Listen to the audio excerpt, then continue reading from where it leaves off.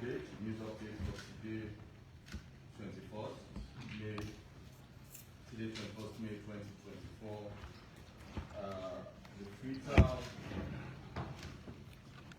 Freetown International Airport, the Minister of Transport and Aviation, Ambassador Alaji Fode, Fandetui, does spearhead the distribution of severance payments. I think it's the second tranche of payments where they don't do. The first one they happened some few weeks back, and this one happened as recent as last week. So down they don't put to rest the issues that we airport staff that we get with regards to the severance package, and now don't give Salon government and the airport authority some bits of example and say freedom and space for them to for one and function effectively. Connaught Hospital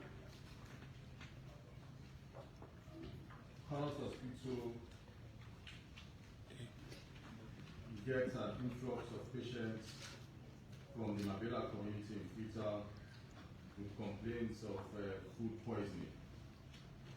A total of about 80 patients were presented with symptoms of vomiting, weakness, dizziness, and other apathy. Then we treated all, and subsequently they all survived with the efforts of police officers and medical personnel. This happened on the 18th of May 2024. On the 14th of May 2024 in France, His Excellency the President of the Republic of Sierra Leone, retired Brigadier Madabio, he attended the summit on clean cooking in Africa. That summit day, His Excellency the President delivered a keynote speech on the turning point for clean cooking in Africa and addressed Salon in commitment for addressing environmental challenges. On the 11th of May 2024, Manampa Mines in Musa, government officials evaluate Manampa Mines and engage community stakeholders in order for foster community welfare. In order for foster community welfare and for ensure regular compliance.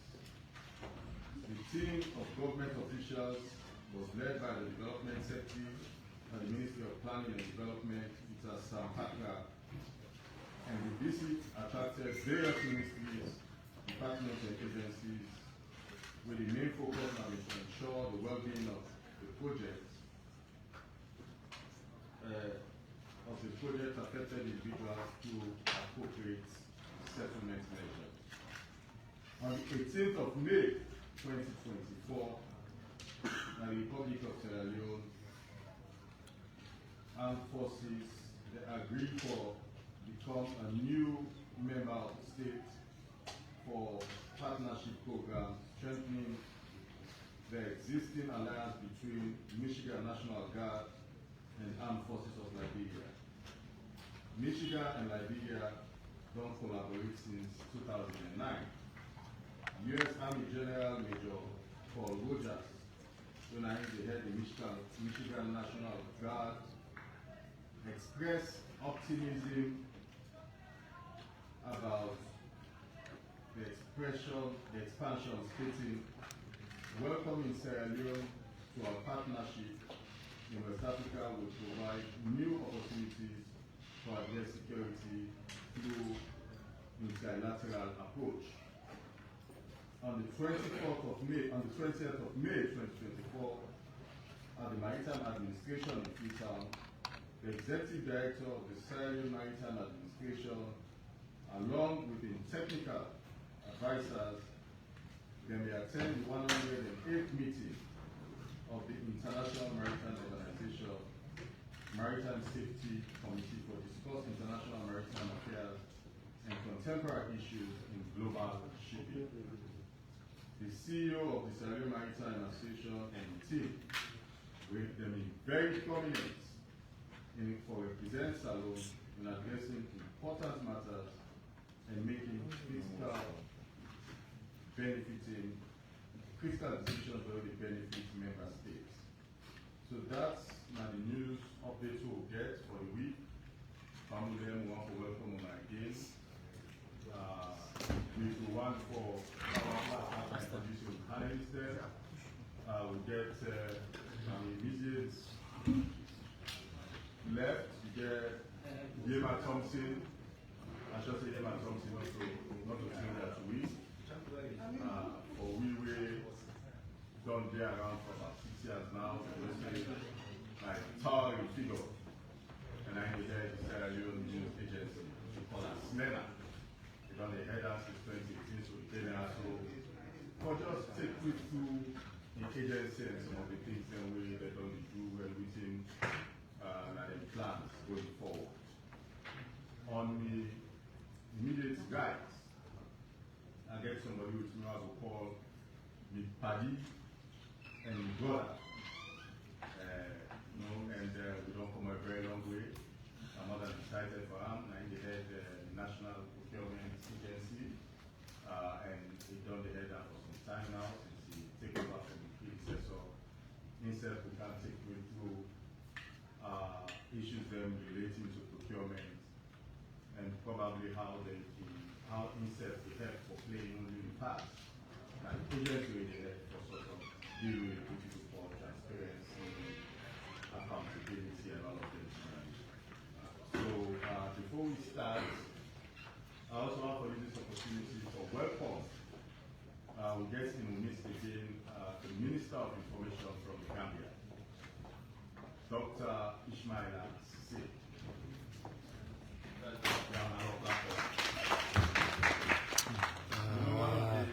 One of the good things about President Bio in government since 2018, now the fact that we get a lot of which we will call colleagues them from the sub-region and beyond.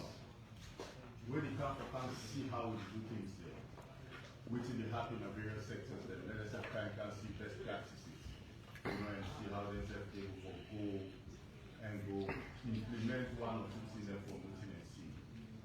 So the Minister of Information and team, the Permanent Secretary, Mr. Yakuba Sidi, I get to know brother Sefwe Naina, the Principal Information Officer. You know, Naina is exciting me the most about the team will come up from the Gambia. And when I go out for ask Putin, I will say, you know, Sila na SYLLA.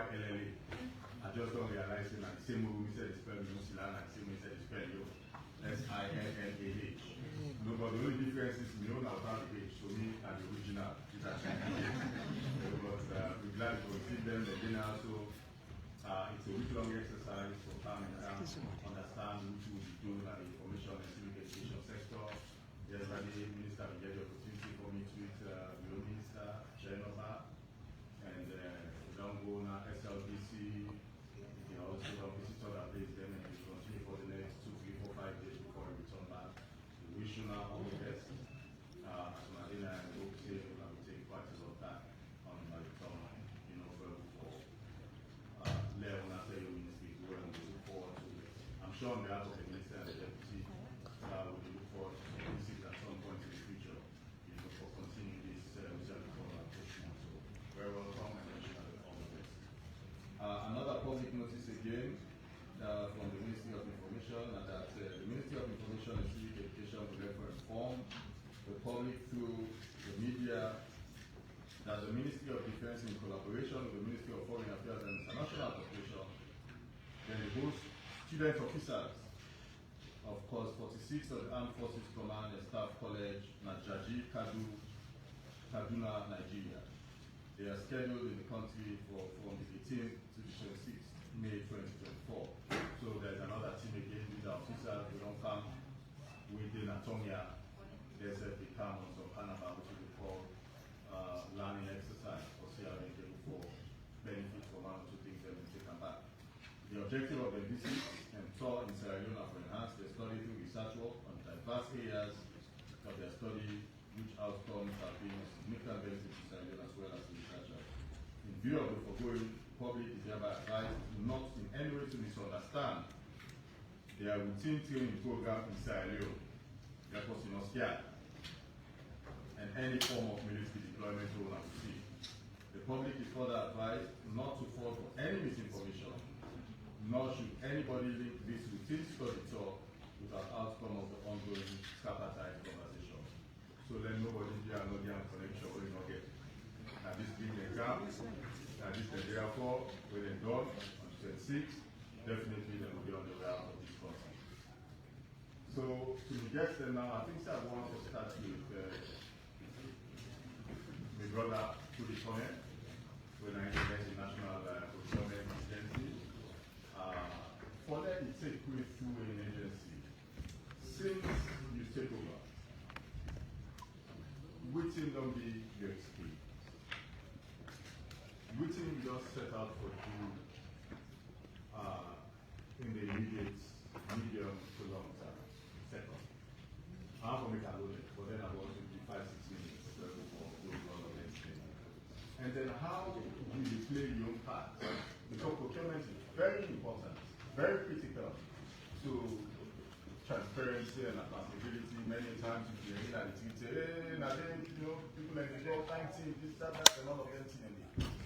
How the agency, the institution, they help for bringing accountability and save government money and transparency as you go about the future. Over to you. Good afternoon.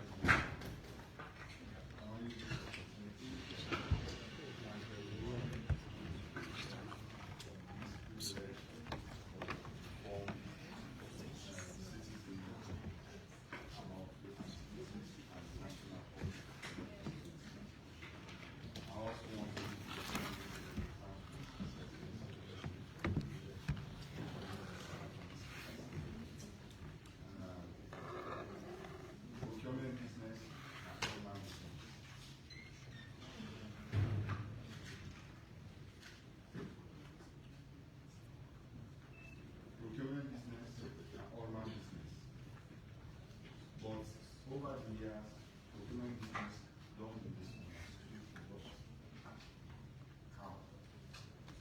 On the other hand, how waiting procurement business.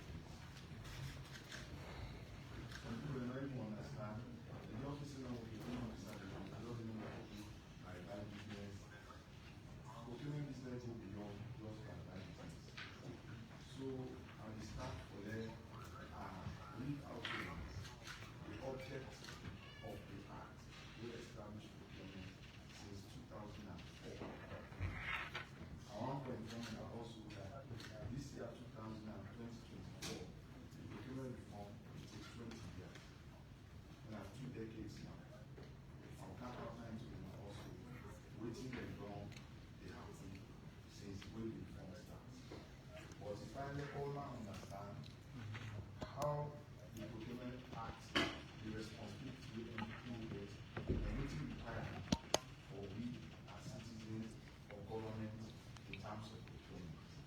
So in 2016, the Public Procurement Act of 2004 was repealed and replaced by another act of 2016.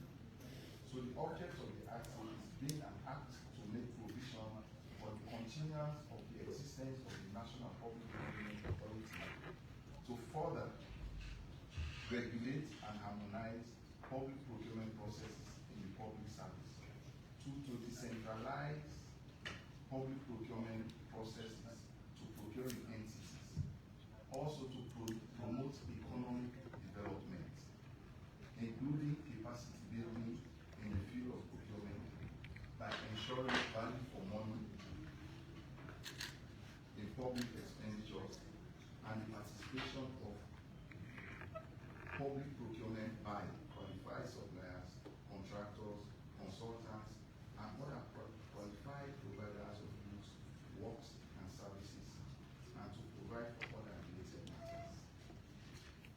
These are the objects of the existence of the National Public Procurement Authority and the overall procurement reform process will not take 2 decades now. Because most times people in the office say procurement business and for just writing our office. Procurement business go beyond that. Procurement are part of the pillars of the public financial management system. The public financial management system cover accountancy, budgeting, time a very strong pillar of government financial management. Over the years, they realized the procurement business get a lot of challenge. So in 2004, they moved from what we call the centralized procurement system to the decentralized procurement system. And at that time, they began what they call the Central Tender Board. Now we do procurement for all man. Where any MDA will do procurement in conjunction with the Ministry of Finance, beside the Central Tender Board in Civic.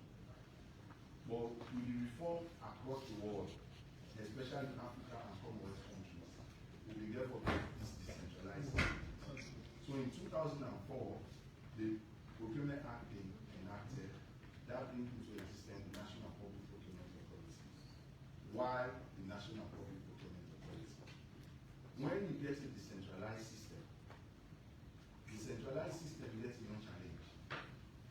They bring in transparency, bring in accountability, bring in economies of scale, they bring in all the principles, core principles of procurement. But wow, the issue we're doing now is a decentralized responsibility will be centralized between the MPA and the Ministry of Finance to individual procurement entities. Sometimes people will say it's also a way of decentralizing decision making, but in a negative way, it decentralizes also the challenges of corruption. So now, for address that matter, the drafters or the reformers, they think say, forget the regulatory authority, we will bring the checks and balances between the procurement entities and the suppliers and government as a whole. So the public procurement authority, they, as I or regulate, harmonize. Now in the country, we get different tiers of government.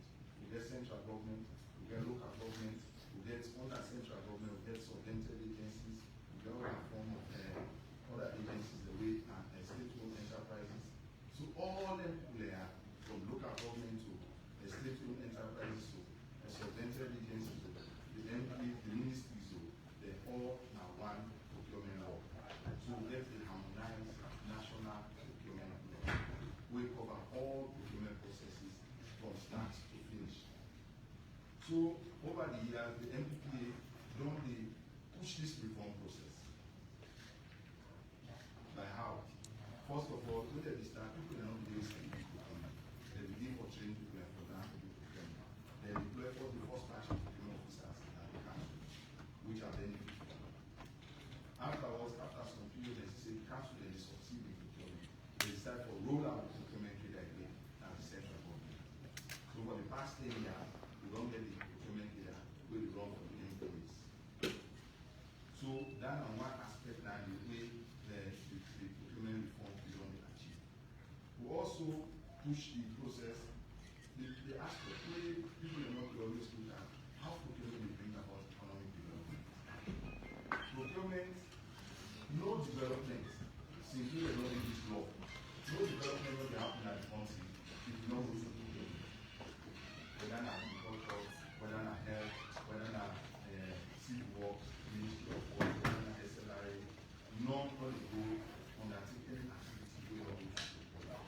So now the drafters of this law, we put as procurement, the object for push economic development and put the development of the nation. So part of the thing that we personally don't campaign in the way for consolidated reform there. One way is for bringing efficiency. One of the things that will delay development and delay in the processes of government processes, the administrative processes, the procurement processes, where they need for less service, they need to reach the citizen, and also let the development reach the economy. So we don't realize that over the years, we don't focus on the selection process. And that selection process there, then we process we might get of people. So now, we will then select the leader, we will have the government one or entity one for them. So every the reform, we almost try to make sure the transparency, don't give nobody back to the process. Over the years, they don't push down the reform process. Any bid where they go on, they make sure they be open and public. Some of now way we observe, now you see they get open meetings. Then they will get evaluation processes. And then when they awarded contract there, most sides they publish about public or say they get this contract. Most projects, if you go around, when they move around, they see them inside what they are placed there. But you say this contract here they go on between the government of Sierra Leone and the next contract. These are part of the reform process that we do. Now, the aspect where we don't the challenging and an issue with subject is how we don't address corruption in the procurement process. One major way the authorities don't address corruption issues now for the capacity. Scientifically, it has been proven that one major cause of corruption is lack of capacity. Because if you know it was abuse, you will even know the works in the So over the years, we only developed a pool of procurement people, practitioners, we don't move the procurement process. So one way for them to mitigate corruption and for them people to know how to do it. And now, one of the strong points that we can approach, we don't develop a new curriculum for people that way they feel they just take for an episode so that they will know what need to let them do in the office. Because the procurement reform come back, college are not really do procurement. So most people are really do procurements, they come out from backgrounds of different engineering, law, all the other social sciences.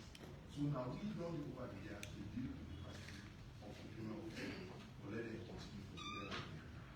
And now the court, with all that to be concerned, now the issue of value for money. Value for money, now the court now is all that concerned about how will they achieve value for money. Over the years, value for money has been achieved through competitive bidding selection process. Now, under the dispensation, I don't realize the value for money at spectrum at bidding level, not just 25%. Now we need to move beyond just the bidding process. We want for money to have a contract there. Any contract with government, if you don't get a contract for them, go be school now. We make sure that that school will be able to prescribe outside the contract, they're able for them. And the time when they show the formula, they bill them. So that part there, now contract supervision and monitoring, are part of the thing that we the young leadership they push strongly for them to make sure say, one, their contract already don't exist. We don't take long, go government will be completed. We need to know why. Whether a problem from the contractor or a problem from the government, we need to know. And how government will complete their contract. Currently, the team that they out there, they ban, watch specific contract will not take time, no people. So that is part of the thing. But one major thing, one major thing we will push now the electronic government procurement. The electronic government procurement, they can automate all the manual business the way they do for procurement business to digital form. That's in our open discretion. All the you put in the way and they feel say wow, now computer now will do it. So nobody knows you for manipulator. So the digitalization of procurement will solve almost 70 to 80% of all the problems we are facing now. So that particular initiative they launched 3 years ago. When an issue becomes a serious challenge, upon the appointment can make the project was stranded for over 8 months. But what can I say? We pick out, we don't move the project. We don't now we are at the stage to say we don't do the tender for bringing for higher people we have the system waiting for helping to do this public for do this EGP. We don't open now, we don't do the first evaluation. Now we wait for the second evaluation for a 2-stage procurement process. So that we can get the vendor who will come with this software, who will come customize, who will direct procurement, digital procurement process. These are some of the things that we will push right now at the National Public Procurement Authority. Thank you very much, Mr. Especially what you need for man in terms of what you do and how the efforts. We also try to bring about transparency and accountability, and also probably save government right from spending unnecessarily. So, but I want to let you one thing before I go on to the next speaker. Where you keep in mind your questions and time out because to answer to all. Waiting on a threshold, is it every procurement to every ministry, department, and agency do? That is supposed to come to una directly for family for all yeah, or una get the threshold through which if they not go, if they not really threshold, then they will go do the whole procurement without the tax. So keep that in mind. One other question will come in addition to this one, so you go to probably explain so we don't understand better. Me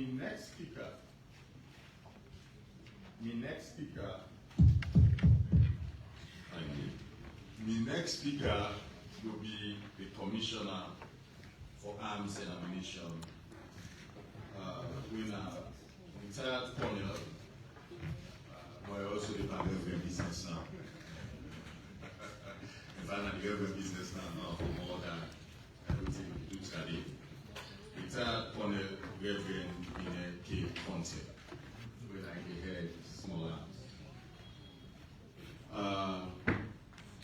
Want to welcome you first of all, but then I also want to tell the public to family in as we do on the do, number one, number two, whether we forget any contact or whether using there for let the public be worried in terms of the proliferation of small arms, which one do, like for make sure say we not get that kind of uneasy, as a public. Thank you.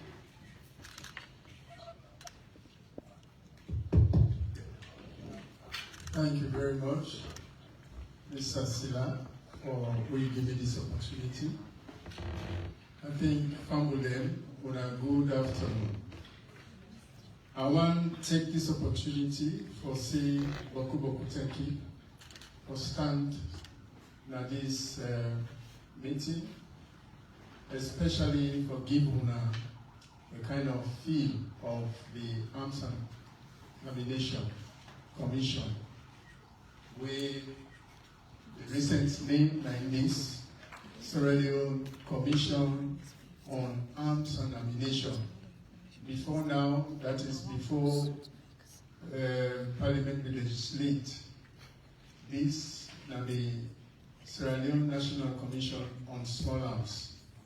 Me, I've been the commissioner for the past 2 years plus. I don't be the commissioner, first deputy. Later, when the boss died, me assumed the role of the commissioner of the Arms and Ammunition. Fumble them. We know what to do. The government of Sierra Leone through ECOWAS, why ECOWAS at a point in the early 2000s starts at the late part or late century, in the 1990s, where they begin to galvanize themselves for the then therefore form National Commission, the whole of the ECOWAS sub-region. Indeed, the heads of states then come to one, then decide, say, every country in the sub-region forgets a national commission where they look into arms and ammunition proliferation. Of course, we know, say, the war in Liberia and Sierra Leone, now in drive the heads of states there for, say, then countries there for come together and look at the way weapons then they proliferate.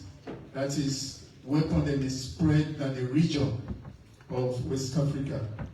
So the heads of states then decide, say, they therefore play a key role in this, and that make them form the National Commission and every country in West Africa for look at how weapons then they spread at the countries there.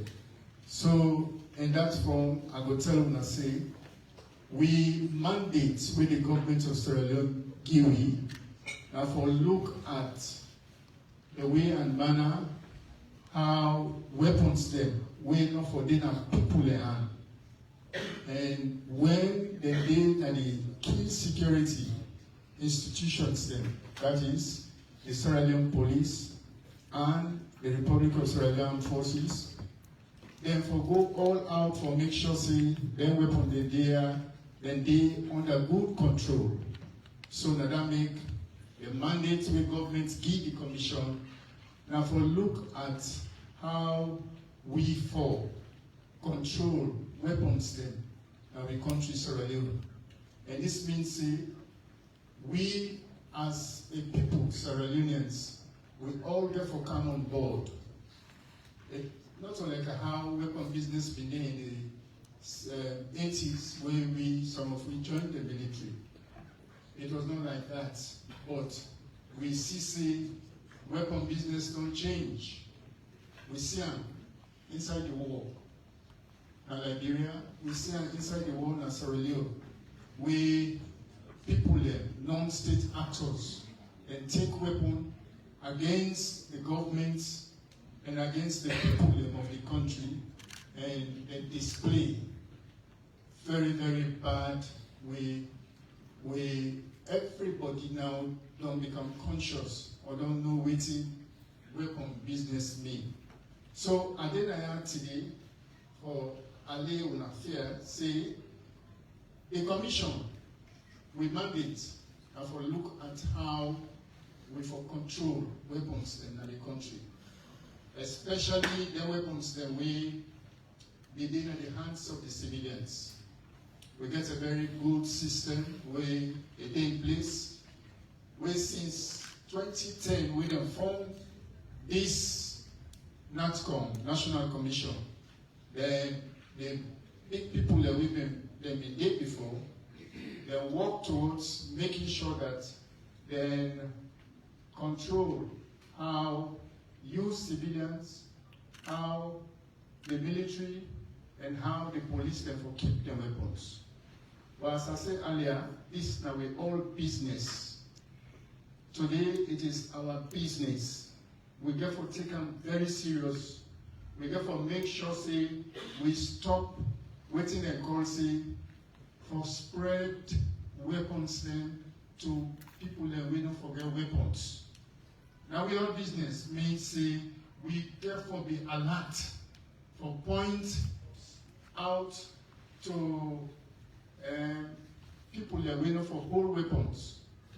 You see them, you know say this person for all weapon, now your business for sure to we where they work, and even the law enforcement people, especially the Sierra Leone police, so that they will make sure say they one then they will bring them to task. Now we therefore do that. So as I've been saying, the whole act where have been the Sierra Leone National Commission on Arms and Small Arms and Ammunition, that one have been the number 6 Act of 2010. We legislate now in House of Parliament, we became the law. But we find out, say, there are more gaps into that act. So of recent, last year, on the 24th of April, 2023, again, with Parliament may legislate, say, we for now fully compliant with the Arms Trade Treaty, which they call the ATT. ATT means say this is an international organization where they look at weapons, especially conventional weapons. Weapons then where UN, and they look at them big weapons then. Big weapons then, I will talk now, warship, then big bombers, aircraft, then Navy ship, all fall under conventional weapon. Before now, we've been gluing itself to the small arms, very small weapons. Small weapons, that means one weapon where you can hold and shoot, make it hold and shoot. I don't need person for help me. pistol, you can hold and shoot before now. But now we act, don't comply to the ATT, that is, when they look at bigger weapons, them big weapons then, where they use for kill so many people then. So because of that, this new act, the talk say, we therefore make sure say we popularize this new act. What I mean, popularization means say we therefore go towards every corner of Sierra Leone for tell with people and say we act, that old one, you don't change. Now we get a new act, and this new act, we want everybody for common board. East and Sierra Leone. East now we all get Sierra Leone. East we therefore make Sierra Leone be a stable country. A country we need peace. Not to the kind idea we get before, as I said earlier, in the 80s. This is not only business. You know, mix again. We all therefore mix on this. You know, say somebody know for whole weapon, you get for tell the law enforcement people them. You get for watch.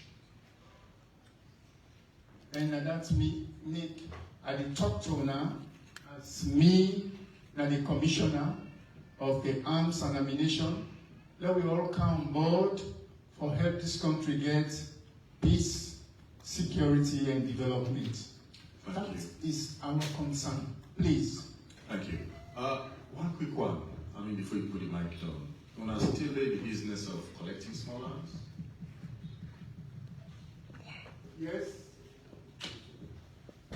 Yes, we did in the bit from the question we Mr. Silla asked me. Yes, we did in the bits of collecting small arms. We get challenges to that. Okay. You get? No, just want to know, and then I also want to keep in mind if questions come to you as to if you get the data. I mean, you don't get around now for some time. If you get the data in terms of year-on-year basis, how many arms I don't collect, what did the total look like? Just so, I mean, family will understand, say, you know, actually they collect small arms there because mere memory from the past don't always keep in mind, say, when I really collect small arms. So I just want to follow the figures they did and which one are they therefore do for down they going forward. So I'll let you down there, keep her in mind, then we'll come back to you. I want for panel to my own sister. I will introduce her, say a very towering figure. Her news business, now the head is Leone News Agency. Visiana Thompson, welcome. Do you take Fambul and through your agency from the start until now, and waiting at the plans for the future? Thank you very much. Thank you very much, my own brother, Mr. Iliam Silla. Again, a warm welcome to the Minister of Information from the Gambia and the team. We colleague journalists in Nadu, as a civil society as well, Nadu and the family and everything Nadu. So, like how Mr. Silla say, me they represent the Sierra Leone News Agency Naya. And I want to give you like just a little bit of context for some of you now when your was Slena, as we all call them. The OAU then, when they call African Union now, when at the AU, then you go Kampala per meeting and say, well, it's time for Africa for begin to tell its story. It do so now for let other people then we tell the African story. So country then for put in place things in place for make sure say country like Salon, Ghana, the Gambia, etc. They tell their own story, then let the world see and tell their own story then to their citizens. So in 1977, Salon cabinet sit down and decide say, then come what they call a cabinet conclusion and say, now we set up your own news agency in line with the Kampala Declaration. And they call it the Sierra Leone News Agency. So from 1977, say 1997, this news agency here will all be the area all over the country. Because they get correspondents all signed Salon. Even at the regional level then, they get bureau chiefs then. And so of women old enough that same day, with the aggravating Slena. It's according to Slena. Even with the Sierra Leone Broadcasting Corporation, even at the newspaper then, it cites Slena. Well, around 1997, things can really go down. But in 2000 again, the government look and say, even though we're not going to run this news agency in a full capacity, now we begin to do something around providing public-powered journalism. So in 2000, they started what they call now, and they see in the streets, what they call Sarah News publications, where they publish 3 times a week. But then in 2020, the government of President Dr. Julius Maada Bio, through the Ministry of Information, appoints me for saying, no, continue business as usual. Let me revamp the news agency. Let me make sure say the news agency in Salon run the kind news agency for providing one, credible information to the people and public power journalism for increase and expand access to information and freedom of expression. So, I can't start a news agency where before it go moribund or before it go down, then you get over 50 staff, I inherit 7 staff. And I use Bokutin and they with a peer shape. So the very first thing we put in place now for work with the public sector reform unit, for let we find a good way for start this news agency, especially in the new dispensation, who will now get new media. Imagine say in 1977 when they started, new media not a day. So it was paper-based. So now with the advent of new media, we decide to say, now we look first at the structure. Let the structure fit into creating the modern news agency for B. So the PSRU work with me, then come up with a very important document. We will share with the Ministry of Information. We share with the Ministry of Finance. We also share with HRMO, which are the Human Resource Management Office, for seeing how best we will develop with human resources. Because without human resources, the news agency never work as it should be. I will proud for say, at this time now, we don't hire 22 staff then. Remember say we start with 7. Now we don't hire, just recently, in the last 2 months, Mr. Silla, we hire 22 staff and 17 of them are reports of them. The other 4, and we call them ICT officer with the visuals for ensure say it meets into this new dispensation what we talk about. And as I talk, right now, the Public Service Commission also don't put out an advert. We don't end.